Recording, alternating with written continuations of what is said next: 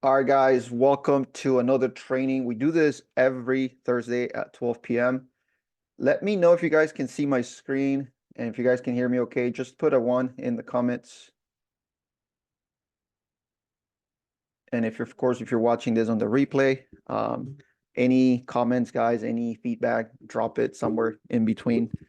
We put these up on our YouTube channel at Houster and also on our YouTube channel at Real Closers. So let me see. Can you guys hear me okay? Can you guys see my screen? Xiomara, everything good? It's everything good. All right, cool. Thank you. All right, guys, again, welcome to another training. We do this every Thursday, so make sure you follow us, make sure you check us out. And today we're going to talk about open houses, right? Why do we even need open houses? What's the purpose of running open houses right now? And basically, an open house is a great way to put your brand out there and, of course, get buyers, right? A lot of buyers come into an open house. Sometimes they're unrepresented, or sometimes they're saying, hey, I'm working with my uncle, with my friend, a cousin, but they haven't really committed to anything yet, and they're just looking, but they're very interested, right? So open houses are great opportunities for you to get more relationships, right? Build more relationships. So basically, let me move on to the next. So why do we need to open up? And then just for those watching this live, or if you want to watch this later, we do have a PDF that comes with this presentation. So so if you guys want access to it, just comment open houses and we'll send it to you. So basically, an open house is pretty much saying I'm open for business, right? And whether you have a listing yourself and you're hosting one, or maybe you're hosting a listing for your own brokerage, or if you feel like calling other brokerages and ask them for permission to host open houses, some agents don't have the bandwidth to do it, or some agents are just too busy, or some agents just don't want to do open houses. But if you pick up the phone and call them, they may let you do them. Most listing agents are going to want to take care of the open house the first weekend, sometimes the second weekend. But what about in between? What about weekdays, right? Is it a good idea to run open houses on weekdays? And the truth is, it is, right? We've done and built this presentation today and this training today around a lot of resources that we found online, a lot of presentations that we visited, a lot of different agents who are hosting open houses very successfully and are getting results. So basically, the goal with the open house is to get as many names as you can, right? And you can do this a few different ways. You can get people to sign in on a signing sheet.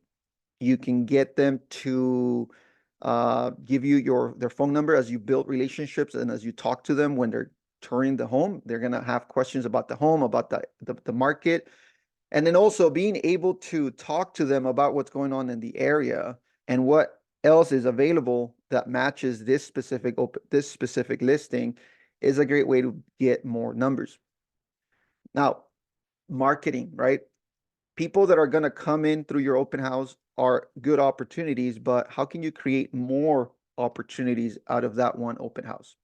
For example, before you host the open house, take advantage of digital platforms, Facebook, Instagram, LinkedIn, now TikTok, and a bunch of reels. Create a message letting people know that you are about to host an open house. Use this as an opportunity to make sure that people know where you're going to be, and people know that you are going to get busy and you're going to show that property, right? Use different ways of advertising the property before you host that open house. I know a few agents, what they do is before they host the open house, whether it's on the same day or the day before, they start walking the neighborhood, right? They start talking to neighbors, inviting them to the open house, and of course, working on building relationships. Hey, there's an open house coming up tomorrow. I'm just inviting you over. Have you considered, possibly selling in the next 6-12 months? Is it okay if I stay in touch with you, right? You're building more connections and you're building more relationships. Whether you do this the day before or the day of, be at the open house. Let's say you host one from 2 to 4, be there before, right? Walk the neighborhood, start building those relationships and start getting more contacts. That's the goal of the open house, not just the open house and the work you're going to put in for that, but also what you do before, what you do during the open house, and what you're going to do after the open house. Door knocking, right? It's something that a lot of us don't want to do. I was talking to an agent today, and the one thing that he doesn't like to do is cold calling or door knocking. However, it is a big, big, big part of what you do as an agent, right? There's a lot of agents very successfully getting results from door knocking. If that's not your cup of tea, that's something you don't want to do. Are you getting results from something else? Are you getting leads from somewhere else? If that's so, then great. If not, door knocking still a pretty good way to get leads into your pipeline, especially if you're hosting an open house, because now you have a really good excuse to knock on their door, right? There's an actual event that you're inviting them to. And depending on what you do during that open house, it's a good opportunity and a good conversation starter. Now, once you are in the open house, right, what do you do? What do you do when people come in? So make sure that you have information about that specific house and about the neighborhood that house is in. Does it have really good school districts? Does it have, shopping centers, shopping malls? What else is out there? What other listings are going to come up in the next few days? There may be listings that don't have open houses, right? Can you book private showings? Do your homework about the home that you're going to show, as well as the homes around that area, because having a list of homes is a good opportunity to exchange information, right? Hey, if you guys like this house, but you still kind of want to look more, I do have a list of other homes in the market. There's a couple coming up in the area. Check out for coming soons. And of course, if you like, I can send you that information over text. If I get your email, I can send it to you. So it's a little bit of less friction when you're asking for that information and you're providing value right away, right? What are some of the nicer features of the home? And what are features of homes around the area that they may be interested in? Market is, there's very low inventory, at least here in Southern California, and very specifically Ventura County, San Fernando County, the LA County, very low inventory. There's not a lot of homes out there. So if you know exactly what your market looks like, you could create conversations that are going to lead to getting people's information. Now, if you guys are doing this, feel free to unmute yourselves. Feel free to put comments here. Be more than happy to make this. All right, cool. Jonathan, we'll send you that PDF. Now, now that you've collected data, now that you've collected names, you've collected phone numbers and emails, what do you do with that information, right? A lot of agents just put these contacts in their CRM and let the automation kind of take place. And that's important. You have to have systems in the back end. You have to have the right tech to follow up with leads. But most importantly, you want to add that personal touch, right? So you can actually call and see if they liked any of the list of homes that you gave them access to during the open house, and if they'd be interested in booking a showing for those. Send a video. How many of you guys have heard of BombBomb, right? BombBomb is a great way to send personalized videos in a way that it makes it really simple. You could either send them through email or you can send them through text as a GIF. If you guys don't know what BombBomb is, check them out. They've been around for quite a bit. A lot of agents are using it successfully, and it's a great way to add a personal touch to that message. Introducing yourself again, sending your business card right after the open house.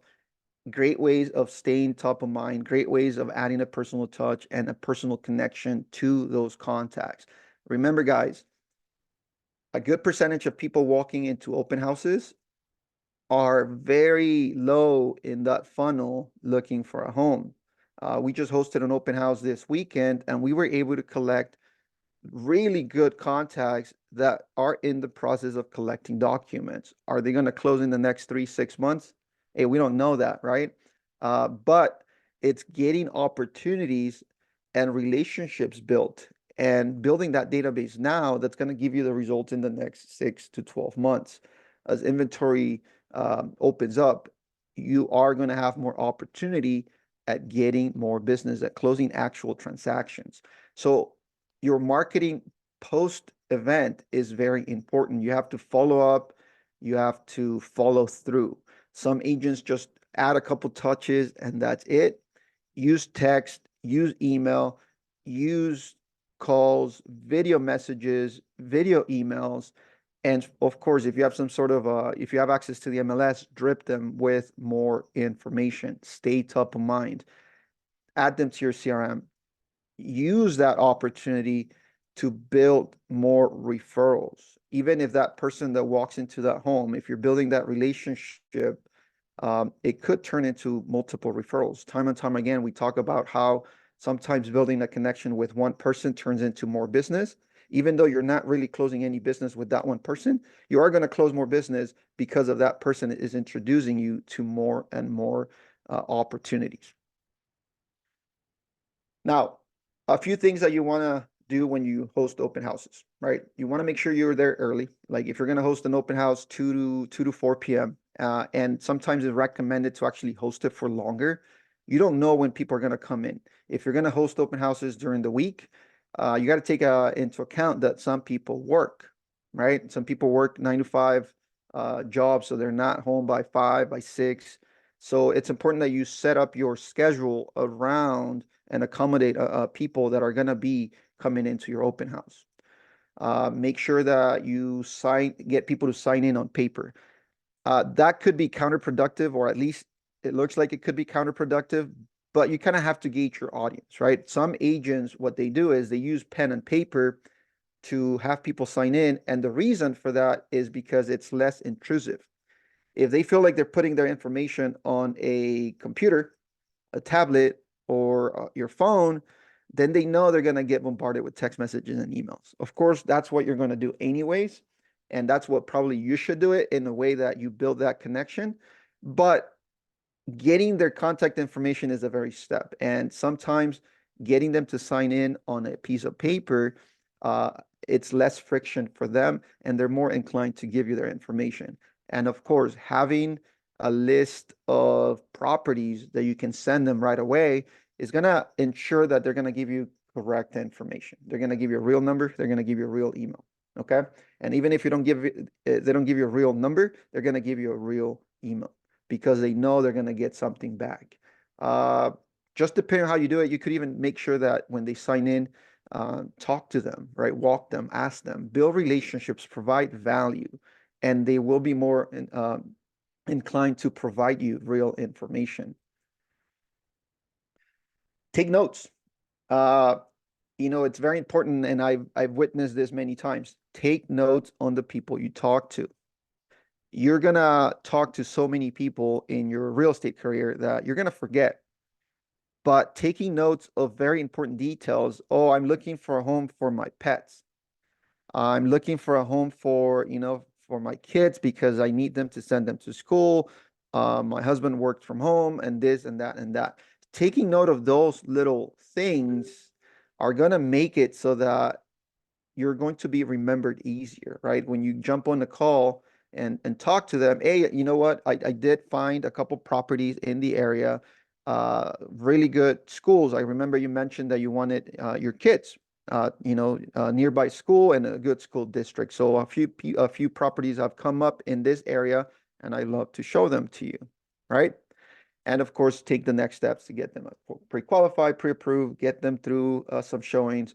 But taking note of these little details are going to go a long way, and remembering and bringing those up are going to go a long way. A few times I've talked to people about buying or selling, and like 80% of the conversation is about my kids, their pets, our pets, stuff that you just do, day to day, and it turns into a relationship. If you're looking for transactions to close right now, again, this is stuff that you should have been doing 6-12 months ago. Okay. It is very important that you guys build your database now if you want to see results in the next 6 months. If you are not building your database, if you're not having real estate conversations right now, it's going to be very tough to build that database that is going to turn into transactions. Your database is your money maker. If you're looking at transactions right this second and not looking at the long-term relationship building, of what real estate should be about, you're going to miss out on a lot of opportunities. So we do have a PDF again, guys, where we cover the presentation. We also talk about the scripts that you can use in order to get people through a good conversation. A lot of people say, hey, I don't like scripts, I don't like scripts, and I don't like scripts. Scripts sometimes are not meant for you to repeat them word for word. Scripts are used to be able to drive a conversation, to be able to ask key questions along a conversation so that you can get them to give you the information that you need, the information that you want, right? So again, if you comment somewhere in this video in the comments, open house, we'll send you a PDF. If we don't have your email, send us your email, send us a DM, depending on where you're seeing this, and we'll send it to you. Now, are there any questions, guys, for those who are live right now? Do you guys have any questions? Are you guys using open houses? Is it giving you results? One of the a few weeks ago, I saw a guy post that he did 100 open houses in 100 days. He hosted open houses on the weekend. He hosted open houses during the week, and he got a ton of results, a lot of contacts, a good database. And if you're hosting open houses consecutively for 100 days, does that mean that you have to have a ton of listings yourself? No. Pick up the phone, call other agents, call other brokers. They want to sell that home fast. Some agents are going to allow you to market that property on Instagram, on Facebook, on social media. If agents are not allowing you to do that, it's their loss, right? It's just depends on how you run your business, but a good percentage of agents are gonna want more traffic through their doors because they're already making their money on the commission on the sale of the property. So pick up the phone, guys, and call. You are going to get agents to say no, but it doesn't matter. Find that agent that says yes. Use that property to either market it on social media or use that property to see if you can get through that open house. So if you guys don't have any questions, guys, I appreciate you guys. Let me check the Facebook group and see if we have questions in the group. Let's see, real closers. Oh, we actually have 2 comments here, 2 open houses. Okay, great. All right, Monica, we're gonna send you the PDFs, a few scripts in there, and it kind of breaks down a little bit more of what we talked about today. Facebook group is called Real Closers. Real Closers. And again, guys, we have something coming up in the next week or so where we're actually gonna work with you for free. We're gonna work with you to help you get better at sales and to get you better at overcoming objections and get you to a listing appointment within the next 30 or 60 days. If that's something, if you're interested, group is called Real Closers. If that's something you're interested in, join the Facebook group, send us a message. We'll send you a link. Trust me, you don't want to miss this out. We are going to help agents get listing appointments within the next 30 to 60 days. We're going to show you how. We're going to show you what we're going to do after you get that appointment and how you're going to land your listing in 60 days or less. If you guys want in, make sure you follow the Facebook group, Real Closers. Send us a message, find us on social media. Just do a quick Google search for Houster and you'll be able to find us. So thank you so much, guys. I hope you got some value from this training today, and we'll see you again next Thursday. We also go live. Diane, what's the topic that we're going to talk about next week? Do we have something already? Sorry to put you on the spot. So that's enough. It's listing scripts to create urgency. Great, awesome. So guys, don't miss out next Thursday. We have something good coming up, and then every Tuesday at 10, we also do coffee with the broker, coffee with Houster, and we just kind of give you a little bit of content to kind of get your week going. If you guys want to see the recording, we are going to upload this into our YouTube channel.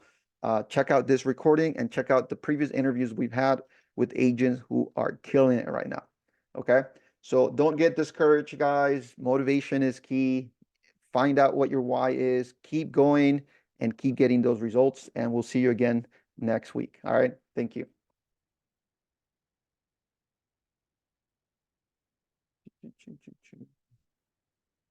You never find the end all meaning. There you go. I found it. All right, guys. Have a good one. Thank you.